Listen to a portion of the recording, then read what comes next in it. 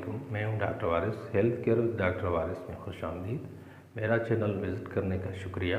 मेरा channel open करने का मकसद ये है कि आपको हेल्थ से रिलेटेड तमाम इश्यूज़, एहतियाती तदाबीर के बारे में और बीमारियों के बारे में आपको बता सकूं। आपको हेल्थ के बारे में कोई भी मसला हो तो आप कमेंट बॉक्स में टाइप करें। मैं इंशाल्लाह कोशिश करूँगा कि आपको मसले का हल बता सकूँ। मैं अपनी वीडियोस उर्दू और इंग्लिश दोनों ज़बानों में बनाऊंगा। जिस ज़बान में आपको सही लगे उसमें आप देखिएगा। आपने अब तक मेरा चैनल सब्सक्राइब नहीं किया तो सब्सक्राइब करें ताकि मेरी हर आने वाली नई वीडियो आपको बर वक्त और पहले मिलती रहे। उम्मीद है आपको मेरा चैनल पसंद आएगा।